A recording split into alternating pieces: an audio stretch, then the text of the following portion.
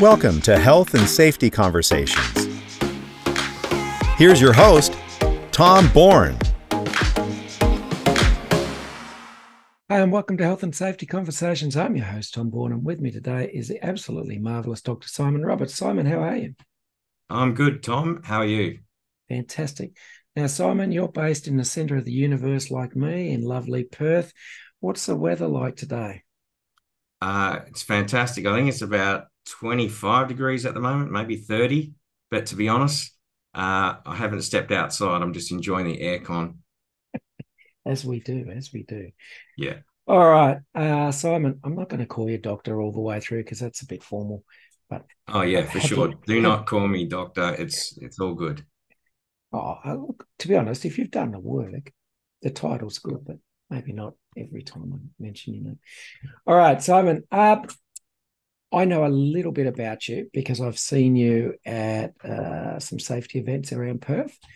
And before that, I honestly didn't know much about you. You're very well spoken. You're highly regarded in safety circles. But for those who don't know about you yet, can you give us a little bit about your professional journey so far and where it's taken you up to now? Yeah, sure.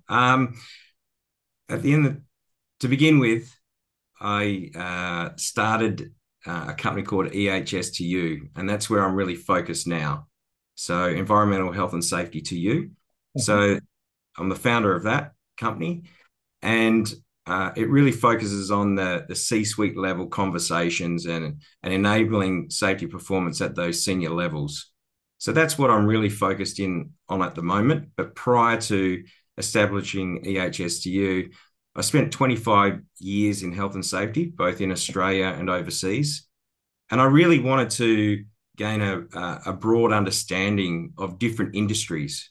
So I spent time to work within, the construction industry. I spent some time working within government. I've worked in oil and gas. I've worked in mining.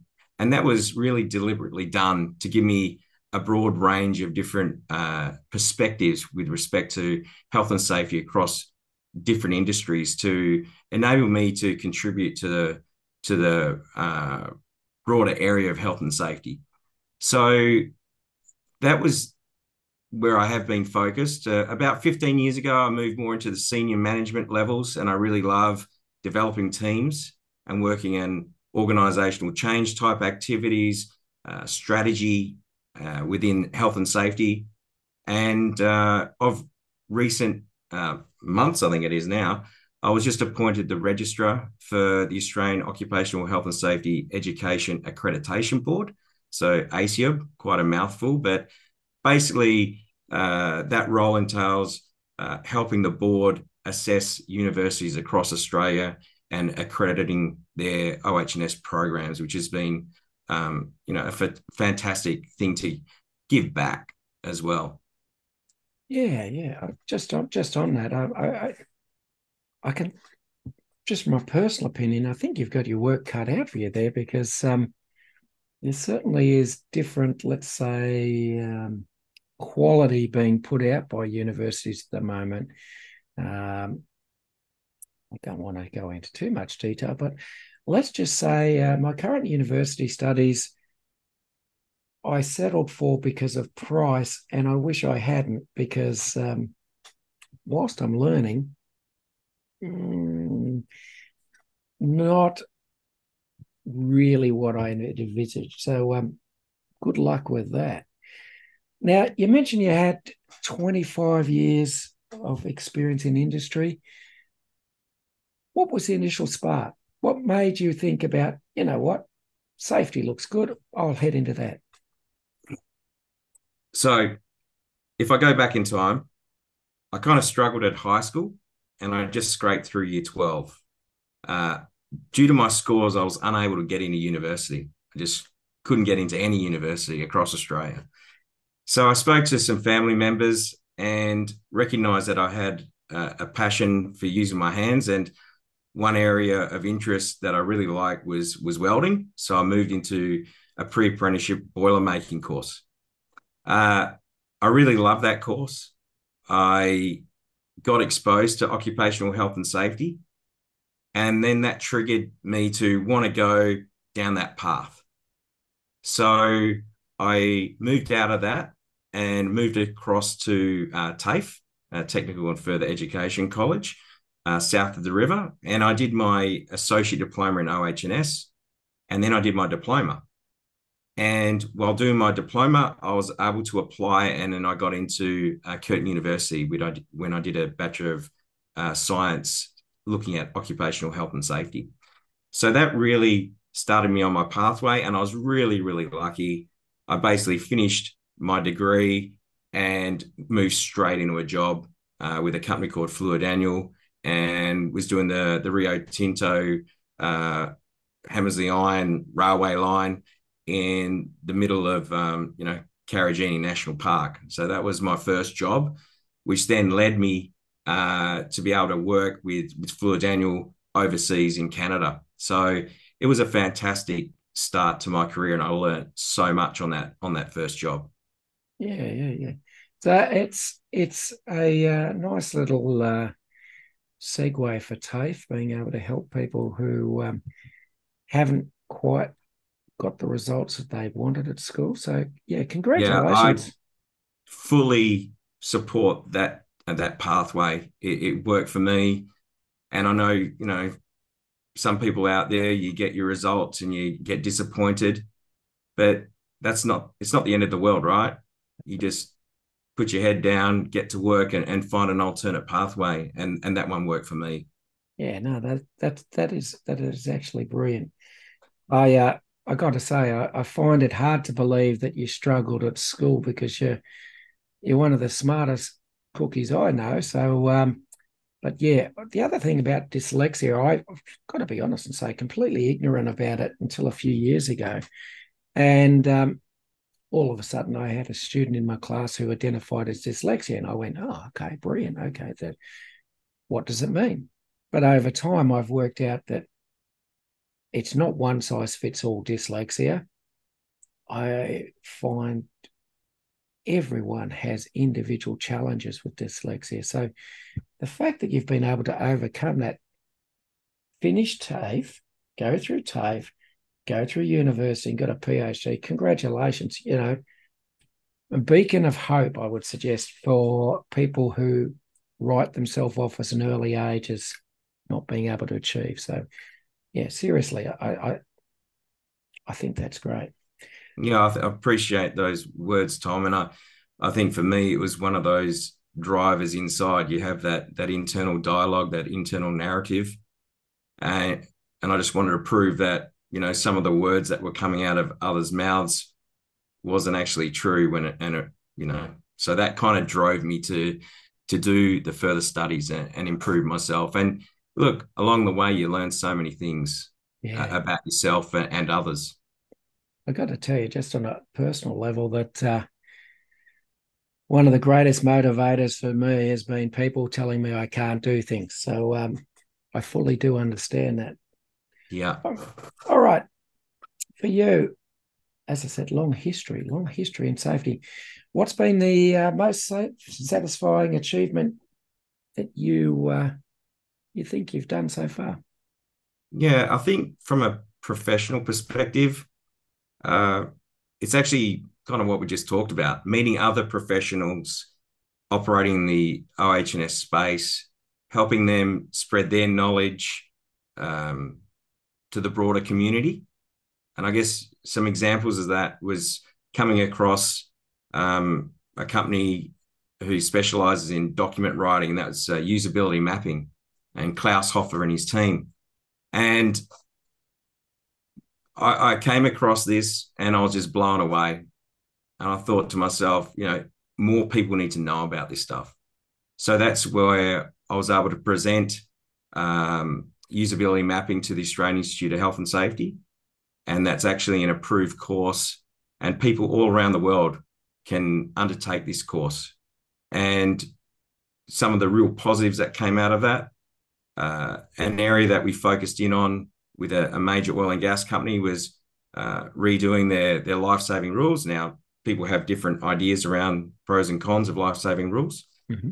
but that was done. And then it kind of gained momentum, and their business unit in Alaska actually rejigged their whole management system and support and documentation. And they were a recipient of an OSHA award just a year or so ago. So that's kind of really key things that I've been able to plant a seed within an organization. And I've done that in other businesses that I've worked in, and seeing things grow and develop just by planting that seed has been really satisfying. And also seeing people that I've worked with and sometimes mentored and supervised go on to lead teams themselves and, do great things within the area of health and safety. So those things are very satisfying. From a personal perspective, I was diagnosed with stage 4 cancer a couple of years ago, and I was able to get through that, come out the other side. I need to thank my doctor there. That was really a very challenging time, and kind of put a new perspective on life. And I know a lot of people have gone through similar things, and that really made me realize, the importance of family and friends, and also wanting to actually put 100% of myself into the work that I do. And that led me to go out and, run my company fully as a full-time gig versus a side hustle, which some people have set up. So that's the key things that have really been satisfying for me over the last 20 plus years from a work perspective and a personal perspective. Yeah, just a couple of things on that. Anyone who hears stage 4 basically thinks, well, maybe it's just me, or maybe it's not anyone. But I think when I hear stage 4, I think of impending doom. Is that what the people who you basically let in on that were basically thinking? Did everyone sort of take a step back and think or change their attitudes to dealing with you at that time? Well, look, for me, I've got to say the company I was working for were fantastic. And look, what I'd recommend, if anyone goes through, goes through cancer, I would highly recommend getting on a clinical trial. A friend of mine pointed me down that pathway. Now it's not for everyone, but that helped me see kind of light at the end of the tunnel and give me a different perspective. And so that was something that I did. And in addition to that, I just kept working. I just set up things. I didn't take time away from work. I just worked through my whole treatment, the whole 20 plus weeks. Mm-hmm. I just set up my computer, in the hospital, and just did Teams calls and kept connected, and it kept me motivated. So I think it's just the way you approach it and how you take it and how your family responds and supports. And I just stayed positive. And, at the end of the day, I was saying to my wife, I've had a fantastic run. If it keeps going, that'll be great. But, I've lived a pretty full life already. But it was staying positive and working through that. I helped me get to the other side. And, 18 months later, things are looking really positive. Awesome.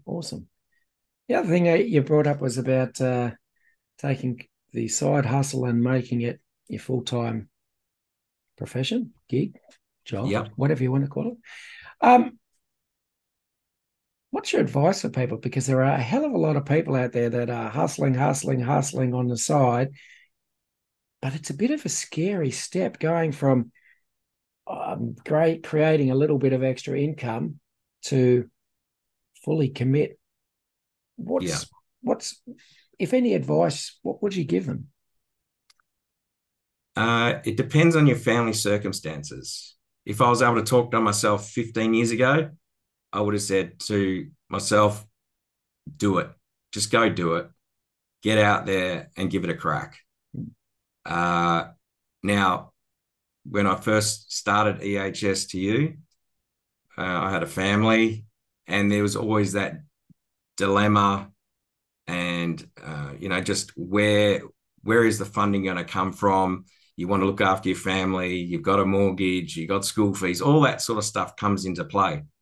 So if you are planning on going out on your own, you want to have, like, in my opinion, 6+ months of, money put aside to cover all your costs for your everyday expenses, plus your operating expenses related to your business, to give you enough runway to enable you to pick up that business. And look, at the end of the day, a lot of people go out and they fail, right? And that's just reality, but you learn. And then you see people give it another crack and another go and another go, and then become successful over time. So the financials is really a main driver. And so putting that money aside to enable you to focus, get out there, network, etc., is really key. Yep. And finding your niche as well, finding what works for you, not trying to be spreading yourself too thin across too many different areas. Yeah. All right. Now, you completed your PhD, and it's an interesting topic, your PhD. When you first mentioned this to me, I was like, oh, this is gold. This is gold. It was basically worker safety, zero harm messaging, reporting in the C-suite.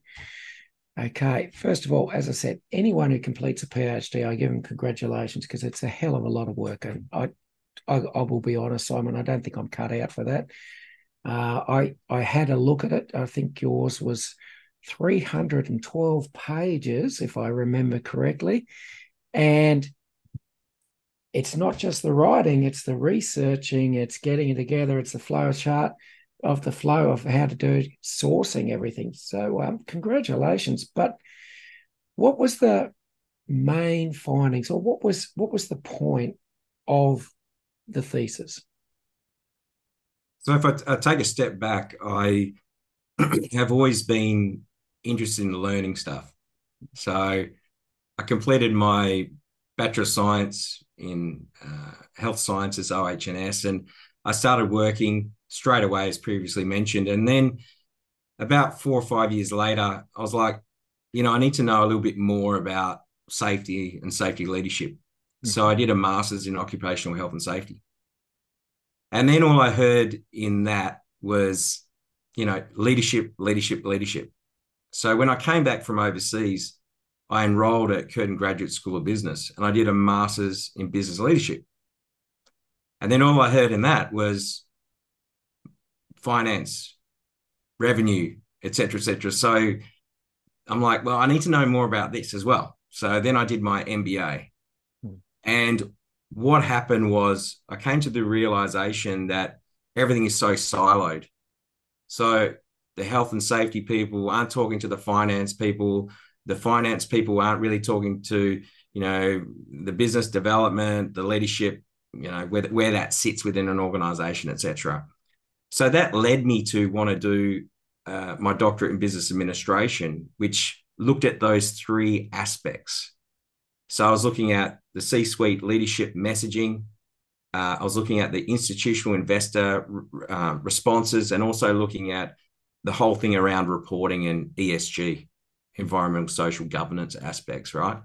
So that was kind of the idea, and that's what led me to do the studies. And really, there were kind of 3 key elements that came out of the work that I did. And the first one was the use of zero harm messaging by C-suite leaders may hamper learning opportunities within an organization. Mm-hmm. The second one is investor response to zero harm messaging over time is not yet fully integrated into investment strategies. And finally, with each successive update of reporting requirements, such as the Global Reporting Initiative, there's no real improvement with respect to OHS performance for organisations. So I really, in retrospect, I really need to do a doctorate to give you those answers. Mm-hmm. But, it was something that I wanted to do with respect to actually doing a bit of a deeper dive in that area and pulling information out. So for the listeners, what I looked at was ASX listed resources company over a 5-year period. So from 2012 to 2016. I've since updated that information and pulled more information in. But with any doctorate, you got to choose a specific point in time and pull your information from there. But that's all available free online. And if you want a nice color copy or whatever, feel free to reach out, and I'm happy to provide that as well. Fantastic, fantastic. Now, zero harm. I've never really had much faith in people purporting that we can achieve zero harm, but it's still used. It's still, despite what I think, great learnings we've had in the last probably 10 years or so, still used by a hell of a lot of companies. In fact, it's a bit like a weed. It pops up here and there, and it's hard to uproot. In fact, you go to Seek and you see certain companies are still advertising for zero harm advisors to this day, as well as senior executives, companies committing their companies to zero harm. They will achieve it. They will achieve zero harm. Okay, why is zero harm such a, I guess, I will say popular, popular idea in safety? Yeah, I think it's pretty attractive because, of the nature of zero. It's pretty binary. Like you either harm someone or you don't. Now, using it as a measure of success, as many people much smarter than I have already identified, can be really counterproductive. Look at Andrew Hopkins back in 2009, highlight that linking remuneration to OHS performance can lead to perverse outcomes. I mean, it's pretty simple. I think another factor that I believe contributes to this sits at the board level. And look, I just recently did the Australian Institute of Company Directors course.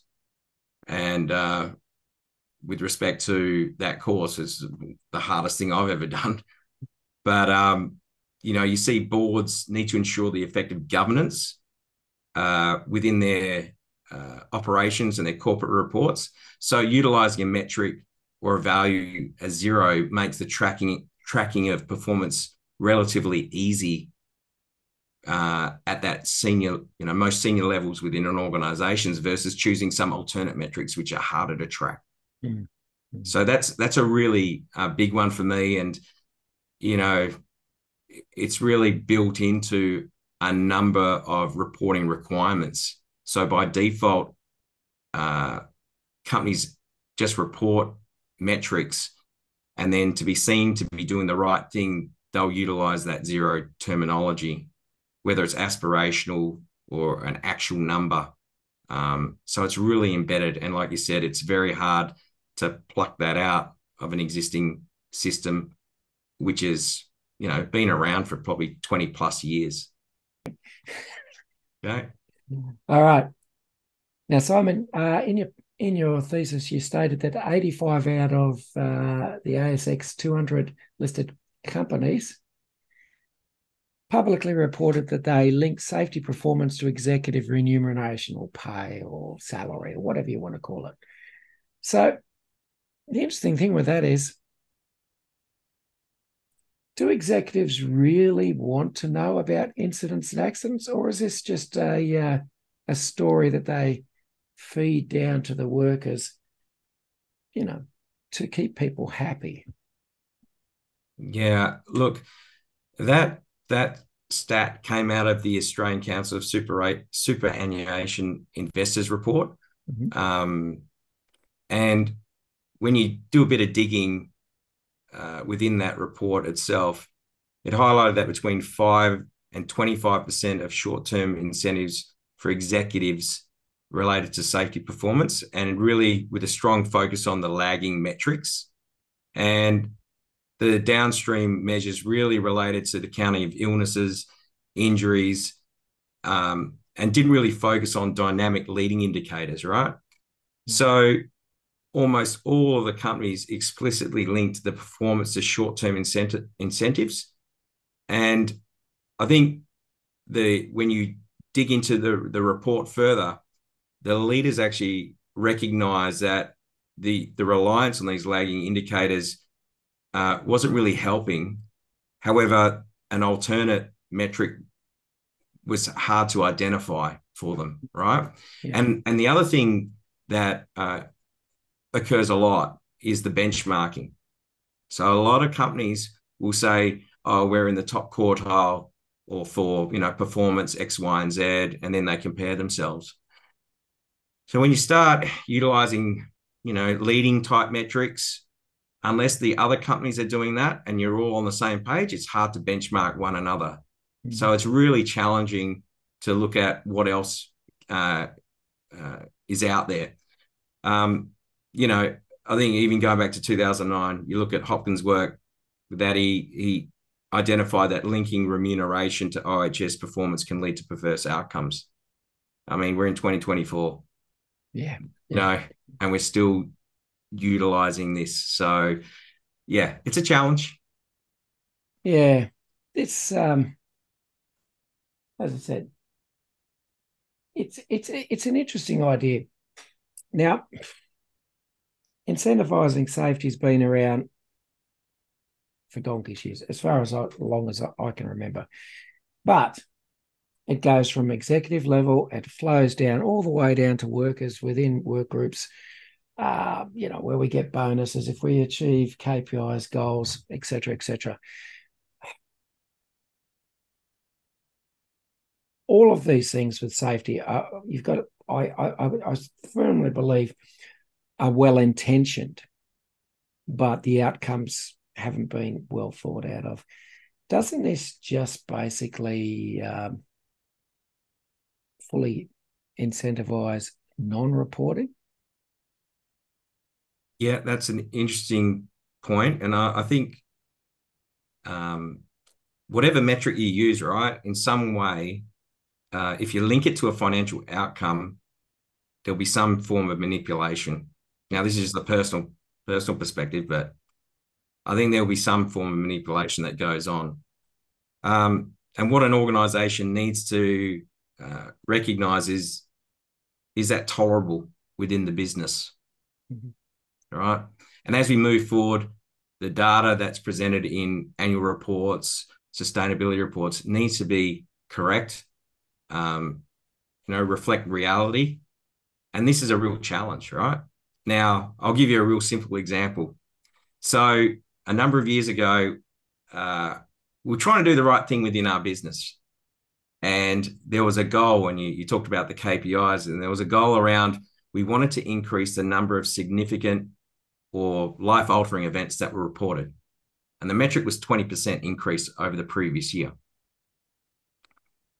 So, the year started, and normally the goals aren't, I'm talking financial year. Normally you get the goals released and maybe in August, September, and then, trickles down to the different KPIs because it never runs on that fixed financial year. And what we saw was an uptick in the number of reports related to significant / life-altering events that came through the system. Yep. Now, that was all good. But at the time, I was a health and safety manager at an operation, and I was actually having conversations with senior leaders arguing that certain incidents were not significant. So you were sitting there, it was counter, right? So normally what you'd see is there's an argument to say, we don't want to have these significant life-altering events occur on our site. So the discussion would always be around, oh, well, it's not quite significant due to X, Y, and Z. The reverse happened. So you had conversations, say, yeah, the person didn't come to a complete stop at a stop sign. They rolled through it. Well, there was nothing in the area, but there could have been. So therefore it is. So it just depends on how you frame metrics, and you got to be real careful around what KPIs you set within an organization. Yeah, yeah. Now, I'm fairly old and I've been around the traps, but I haven't been at executive level in business or been surrounded by it too often. But is safety the only department or area within businesses where we basically throw cash at people, I don't know, just doing their job, extra cash? Because I look at things like, anything in human resources department, good behavior, turning up to work, productivity. That's built into your salary or wages usually. It's assumed that you're going to achieve that. But for some reason, it seems to me that safety is the one area we think that we will get better performance if we throw cash at it. Am I wrong? Is safety the only area where we throw cash at, hoping that people will do what they're, I don't know, paid to do anyhow? I don't think safety is the only area. Generally, what you see within the larger businesses is a breakdown, a percentage weighting that's assigned to safety performance. So you generally get a productivity, whether that be, shareholder return, production, will account for a certain percentage, and then you move into different areas. And what you see generally within industry is about 15 to 20% of a total short-term incentive or long-term incentive bonus system being linked to safety. So some organizations have actually reduced the percentage within that 20%, so to speak, that link to things like, total recordable injury frequency rate. But from my research, in general, boards do care about the health and safety of people and their reputational damage if a person was killed or the environment is impacted negatively. So that is where you see the link to safety performance as one way to try and manage those material risks. I think that the trouble or the difficulty we have is finding those alternate metrics and what are they, and if implemented, how is that managed? And going back to the previous point, how do you not manipulate that data to get the outcome that you want, right? Yeah. The other thing that you do see is generally if a fatality does occur within an organization, and these are larger organizations, that little 20% weighting over the overall 100% of the scorecard will generally be a modifier, right? And so those people in that business unit or that region at the senior levels may not get that bonus. So that also brings up the discussion around actual, if you're working in a region or a certain sector, and something's happened in another part of the business that you've got no control over, but you're financially impacted by that creates this cognitive dissonance within within the work groups. So I just would recommend decoupling any remuneration linked to safety performance. That would be my suggestion. Yeah. I agree with you. As soon as we attach money to the goal, and the goal becomes more than an aspiration, but becomes a target, we're in real danger because, companies are right when they set up incentive programs. People do love money. People love money. And they will do anything to actually, achieve that goal or target. All right. You mentioned also in your thesis, and also I noticed that Rob Long has mentioned this a few times in his posts, that some organizations are using the language now of beyond zero or below zero. Yeah. For you, what does that mean? And is it possible?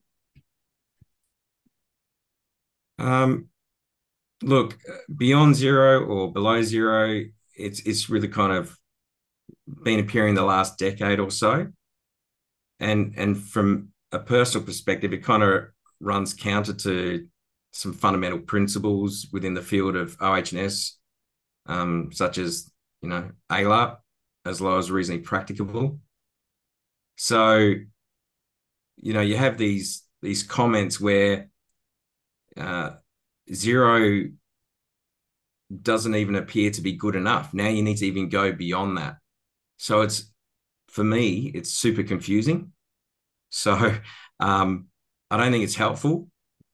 And I really don't believe that using that sort of language doesn't help understand that humans are fallible and we all make mistakes, right?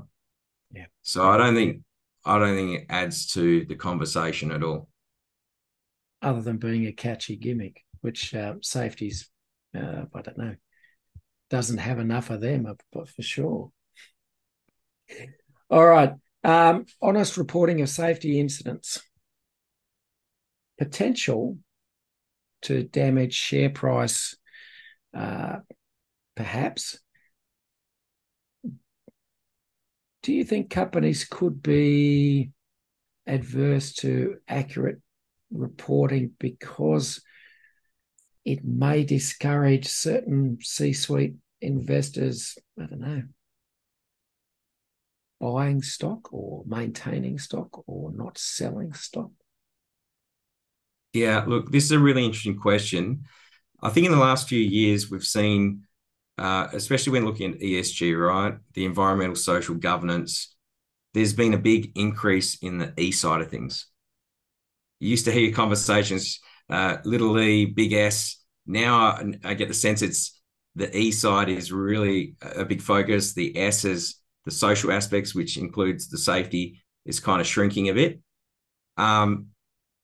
The reality is, from my research, the investors do not put much weight on safety performance at all. So a real simple example of this, as part of my research, I analysed the transcripts of mid-year and end-of-year updates to the market. Mm-hmm. There were 342 analysts that I ran through qualitative reviews. It was about 1,500 pages of output of data. So out of those 342 analysts, there were 3 comments related to health and safety. 3. And there was one that really stood out for me. And it was in 2016.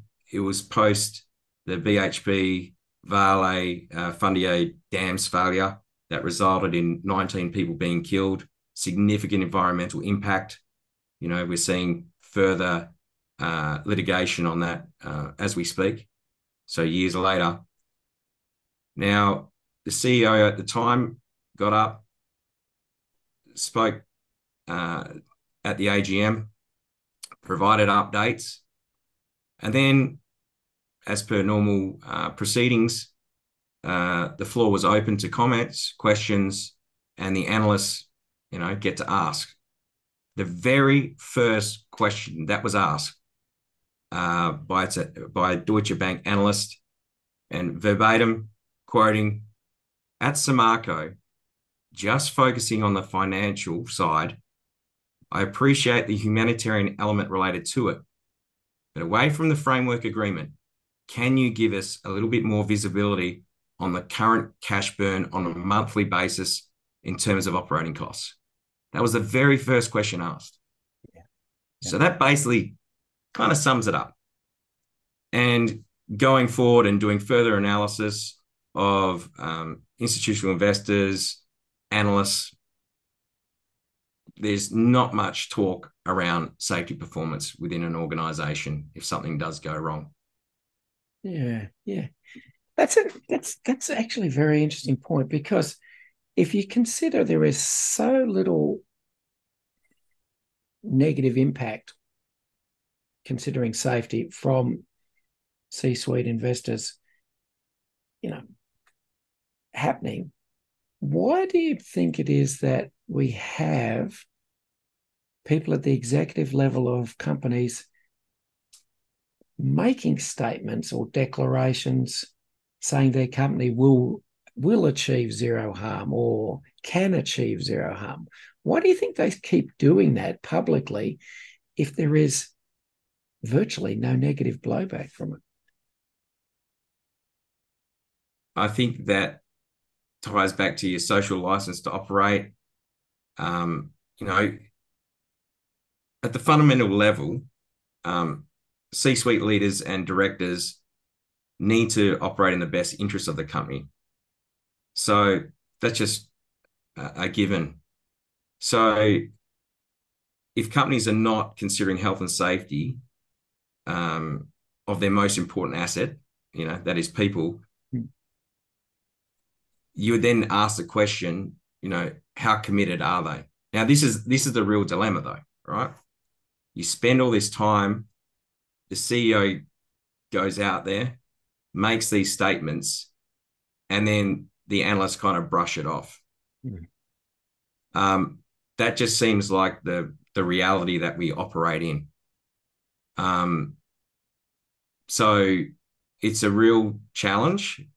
And, some of the recommendations that I made within my thesis reflect opportunities to improve the conversation between, the C-suite, directors, the boards, and the investors.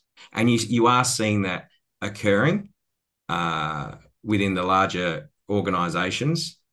But I think the ability to make that more public needs to happen. Yeah, we've seen a number of very large superannuation funds move some of their assets into companies with more environmentally friendly policies or procedures and stuff like that. Can you ever see that actually happening, that we would have these large institutional investors that would choose to invest in companies with a better safety record as opposed to higher returns? Look, that's a really interesting point. I think company performance is based upon so many different factors, and safety only makes up one small proportion of that. I don't think you'll see organizations having, large investment companies not investing in an organization if they've had a fatality, once a year or once every few years, right? Yep. Depending on the industry. So a lot of the work that goes on is high risk if you're looking at the resources sector. I think we need to look at alternate measures of success and educating those investors around what this means for the people working within the organization is really something that needs to happen. A lot of the analysis that gets done is done on spreadsheets where people just numbers, right? Just a 1 here or 2 there. So getting that linkage, which is kind of why I did my thesis, was linking that financial piece, the leadership piece, and the safety piece together. I really feel that there is still so much silo work going on. It's just disconnected from reality of what goes on within an organization. Yeah. Would it be fair to say that the responsibilities we have for company directors, which are to return the best or get the best returns for shareholders and investors, directly, you're right about being a disconnect between anything safety performance, because realistically, putting in place measures which may protect workers and that, these are things which are not necessarily cheap and therefore may impact on returns to investors. Do you think that that sort of conflict on returns for your investors may flow down to actual worker safety? Look, in terms of the share price, that's not the only driver for the directors and boards. Mm-hmm. A lot of people focus in on that, but it's actually operating the best interest of the company as a whole, looking at all different aspects of the organization. So with respect to share price and the impact of events that occur, I think people can go and have a look for themselves. If you look at a company and, they've had a recent fatality, you can see whether or not the share price is impacted. And from my, limited amount of analysis, it's not really, if a company does have a fatality, you don't see an immediate response or downturn in a company's share price. The thing that the investors and the boards are really concerned about is more around their social license to operate. That's the real focus. And as we move forward, there may be more activity in that space that could in turn impact the overall performance of that organization. Yeah. I don't know if I answered the question exactly. Oh, I think you did. Yeah, okay. That's well enough. All right. This is where I'm going to wind up, so I'm just cutting that little bit out. So, yeah, Dr. Simon Roberts, it's been an absolute pleasure speaking to you today, and I look forward to speaking to you again soon. Look, thanks, Tom. Thank you for the opportunity. And look, if anyone wants to contact me, feel free to reach out on LinkedIn or email me, etc. Always happy to have a conversation. Thanks for listening to Health and Safety Conversations with Tom Bourne. Until next time, stay safe and enjoy the rest of your week.